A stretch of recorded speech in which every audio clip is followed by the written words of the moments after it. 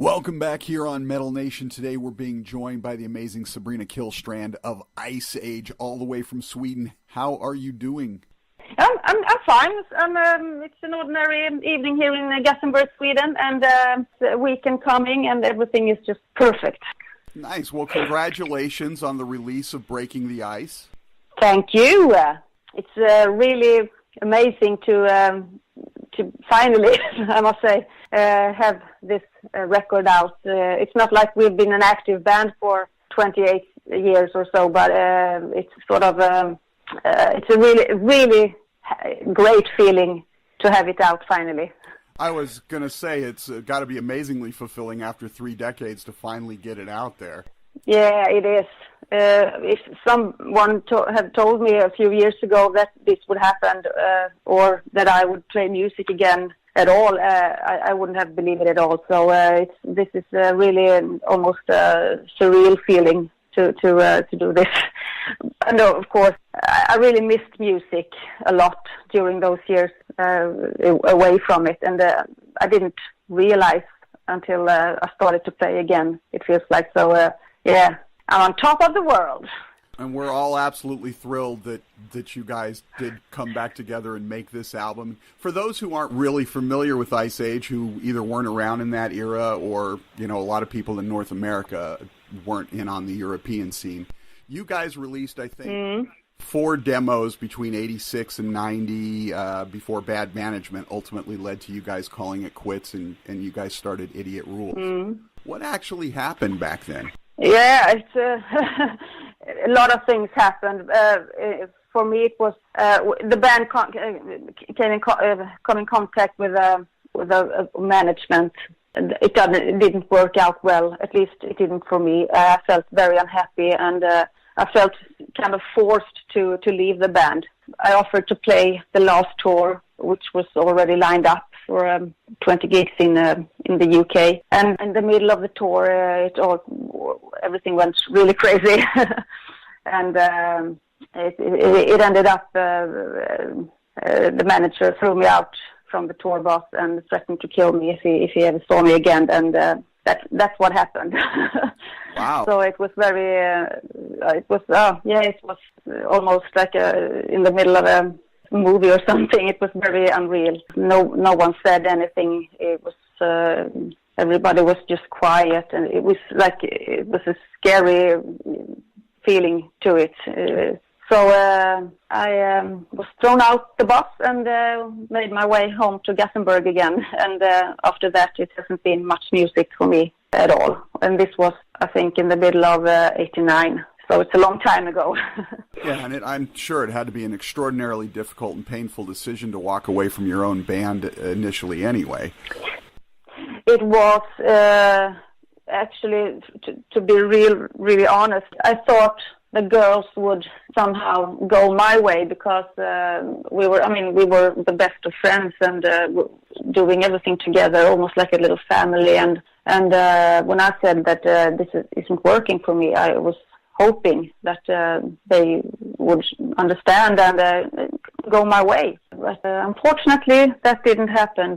He was a very manipulating character, and in some strange way, he sort of convinced them that we can do this without her, which they did. They continued with other members in the band for 6 months or so when they broke up for good. But it was very hurtful, of course, not to be able to stay in the band, because I could not work with the management or with him. In my opinion, he was very unprofessional and making bad decisions all the time. It was more like a game or just for fun for him, but for me it was my life and my band.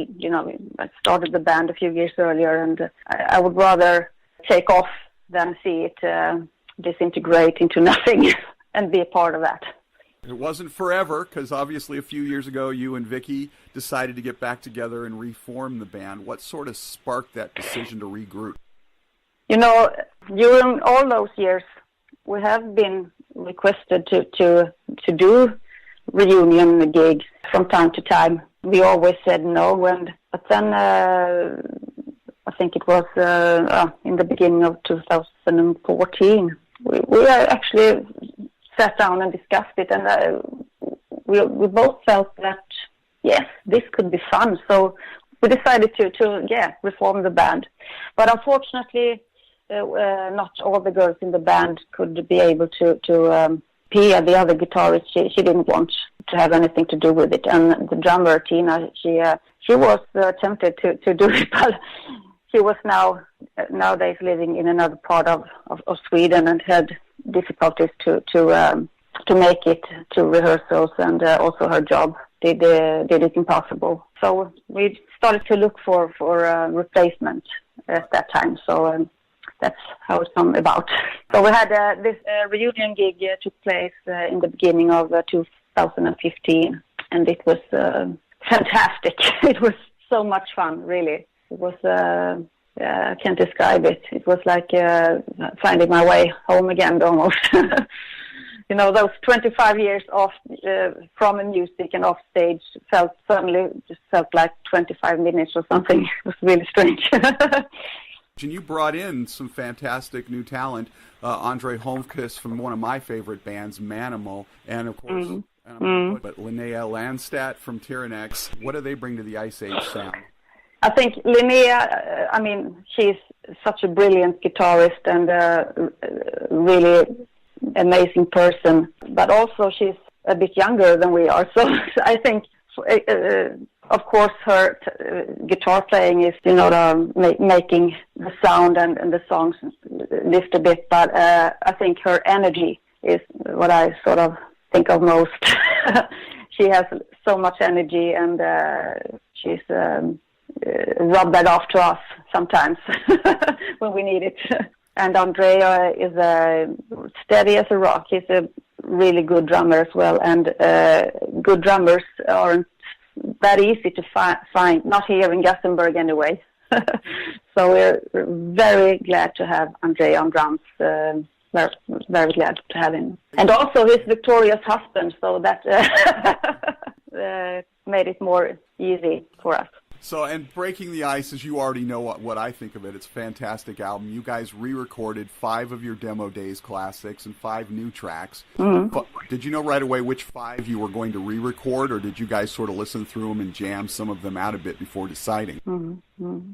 We actually were rehearsing all the old songs. I mean, I just don't have like 25 old songs to choose between, but we went through the old set, and we just felt those songs were those songs that we could do something with this new lineup. All the old songs are a bit rearranged and more sort of to fit the concept with the new songs, so there wouldn't be any contrast between them. But no, I think those 5 old songs just came naturally, I think. I almost expected to hear In the Name of Science because it was on most of the demos. Was it important for you to tie the band's history with the present on the debut album? Yes, it was. I was thinking about, you were mentioned In the Name of Science. I was thinking about that song too, very, very much. But I've been written a new song that is in the same sort of feeling that In the Name of Science. Maybe we should save that one for the next album.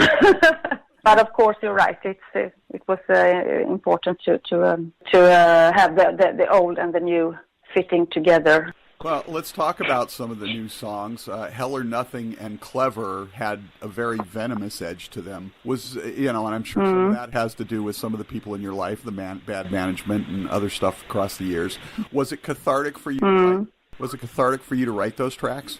Yes, it's both ways.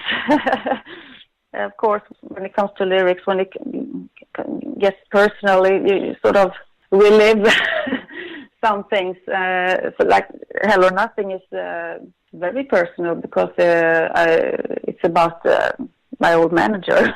I spent like 25 years forget about him, and now I have to bring him back, so to speak. But I think that song turned out very well, really. And also Clever is also another personal song. In fact, it's about broken friendship and getting hurt. So a bit of cliche maybe, but I think both those tracks turned out very well, and also with the old material on the album. Yeah, it blends very well. And now the title track that you've already done the video for, that seems to be sort of about moving on and persevering and determination and getting back on with your life in spite of all the stuff that's happening. Exactly. That song is, for me, it's more like a statement of me bringing music back into my life again, and breaking the ice, and no more grief and sorrow, and it's yeah. So that also is a very personal song. It's only personal songs.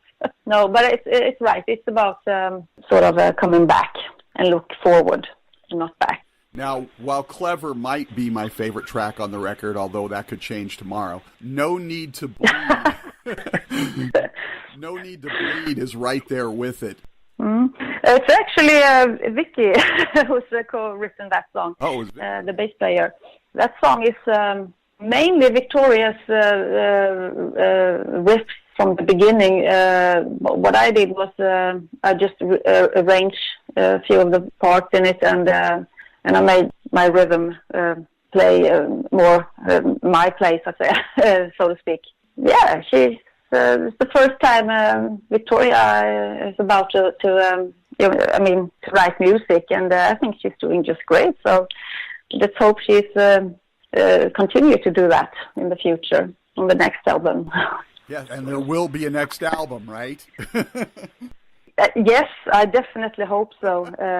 I have already 4 songs ready for it, and I think that would be a crime not to record those songs, because they're really good. Absolutely, and we've waited so long, so this can't be it. So, yes. So, no, definitely will be another album.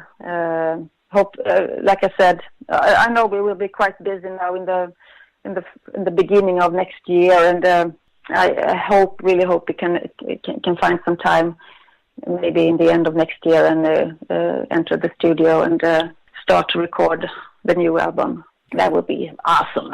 So before we get out of here, random question of the week. Has nothing to do with music whatsoever. But Americans seem to be randomly obsessed with things like serial killers and reality TV. Beyond music, of course, what are some of your random obsessions or hobbies? Okay. Sometimes I feel like the world's most boring person. I like to play football and watch thrillers on TV. Play ice hockey, maybe. When you say football, I'm assuming you mean what we moronic Americans refer to as soccer. Yes, yeah, exactly. So, yeah, I know you have you call it a different, soccer. I have a son, and we used to almost every day, in fact, go out and play some soccer on the field behind the house here where we live. So we're a soccer family. Awesome. Sabrina Kihlstrand of Ice Age, thank you so much for taking some time to chat with us today. The debut album, Breaking the Ice, out now. Fantastic record. It's my pleasure, really, and thanks again for having me here, and for the great review. It's I'm very, very glad for it. You have a wonderful weekend and wonderful holidays, and we'll talk with you hopefully when we get ready to do the next album. Yeah, I hope so. You'll be the first one I call.